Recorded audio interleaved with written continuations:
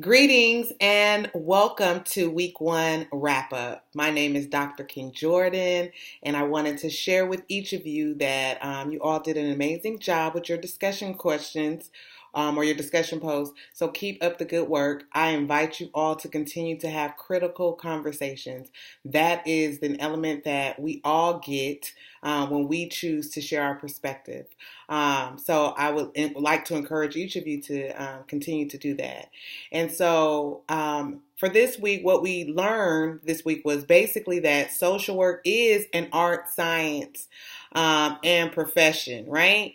So social work is just that. And social workers aim to assist people or aid people in resolving their personal, group, or social dynamics within their communities and in their personal day-to-day life. And oftentimes, the people that we are entrusted to help or to work with or to empower, these people have various trauma, they have challenges, and they are seeking new tools so that they are in a position to redefine what their identity is going to look like. And so that is one of the good things about what I love about social work is that we get to work with people as they attempt to fulfill healthy and nurturing relationships. And so some of the characteristics of social work consist of being whole. And looking at the totality of an individual. And so when we do that, we are looking at the person and the environmental context and some of the behaviors that are associated within that process. And it looks different for each individual. And so the book describes this a little bit better. So I hope that you all were able to get the opportunity to dive in and do that aspect of the reading. And there are multiple forms of social work, but traditionally the book talks about the traditional and the clinical group and community dynamics of what social workers do. And although the book is talking about the EPOS from the Council of Social Work Education, the EPOS has been updated to include 9 competencies. So in our book, it talks about the 2008 EPOS, but they have actually updated those to 2015. And you can look at the CSWE website to get some clarity on what that looks like. It looks to me that they have combined a couple of the EPOS to make it more concise, and they've moved around a couple of items, but it still speaks to the same depth of what we do, but they've just rezoned it. So the EPOS, they're a little bit different, but they are still very much prevalent for seeking to do social work. In addition to that, a lot of you mentioned in your discussion post about the micro, meso, and macro levels. And so those are good to know. And I think as we go along in this course, you'll begin to see what type of social work, if that's what you choose to do, which field, micro, meso, or macro, will be most advantageous for you. But like I said, social work is so big that it's big, but it's small, right? It's a lot of elements that we have. It's a lot of layers to us that we have. And so you get an opportunity to do some micro. You get an opportunity to do some meso. You get an opportunity to do some macro. And what I've realized is that all of those components, they interconnect. So it doesn't matter which micro, meso, macro practice that you prefer. At the end of the day, we all get to share in that in one of those elements. So whether it's micro, whether it's meso, whether it's macro, we do bits and pieces of all of that. And so it's important to note that social work is governed by the Council of Social Work Education, CSWE, and we adhere to the National Association of Social Workers. That's where we get our code of ethics, right? And so some of those principles that we practice consist of dignity and worth of a person, making sure you're competent in what you're doing, right? So sometimes we have to stay in our lane, right? So as a clinician, if I'm not a clinician, I'm not going to be diagnosing anybody because that's not my lane, right? And so if you do macro, you're going to be the expert in macro level practice, right? Grassroots, that's advocacy, that's policy. You're going to be the expert in that. So as social workers, because there are some variations, we have to learn what our lane is, and we have to stay in our lane. And so that is a way that we do no harm. And that's one of the code of ethics as well. It's like we want to do no harm, or we want to do minimal harm. So familiarizing yourself with what those constructs are key to understanding whether social work is for you or not for you. And so those are some things that you can do. And again, in social work, there are a variety of different fields that you can go into. Some of them include hospice, schools, I think a couple students talked about working at the VA. So it just kind of depends on what you think your niche is, right? And some people work for CPS, some people work in schools, some people work for nonprofit organizations, some people work in behavioral health. Kind of just depends on what it is that you want to do. So it's important. I think this is an introductory course, so it's important that you get all the information because it can change.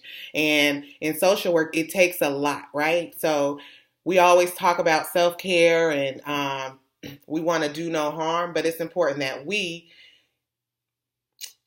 take care of ourselves too, because if you have your cup is half empty and you want to give, this is for, a variety of different professions, but you have to replenish so that you can give, what's intended to other people.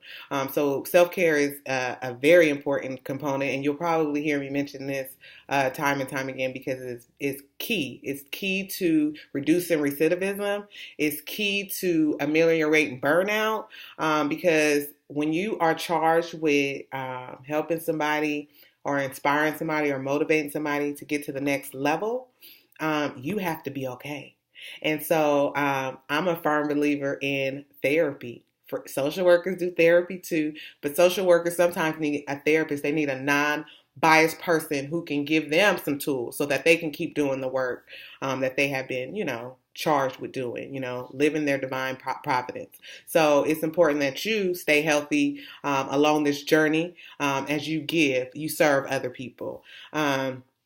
And so I would like to encourage you all to continue to look at the differences and the similarities between social work and sociology, psychology, counseling, just all those psychiatry, so all those different things, they have a little different role, but we all work together in collaboration to best serve the patient or the clients that we are charged with working with. So just familiarize yourself with what that looks like, and it'll help you to determine what profession is the best fit for you. Because all of these professions, they're all service professions. So, if you're in the business of you want to serve and you want to give back to other people, it's important that you see what's the best fit for you, because when you're doing something that you're passionate about doing, it doesn't feel like work. And if you're just working just to have a job per se, but it's not a passion feel for you, then it's going to be a challenge and you'll probably require more self-care than others.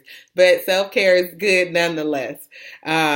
So I would like to encourage you all to challenge yourself to look in the chapters 1 and 3 that we were, responsible for reading this week, and take those practice tests, right? Because you're going to learn about the competencies, and you're going to be able to see where you are currently and where you need to be, or where you want to be moving forward. So those things are important. And I think chapter 3 discussed a little bit about the evolution of social work, right?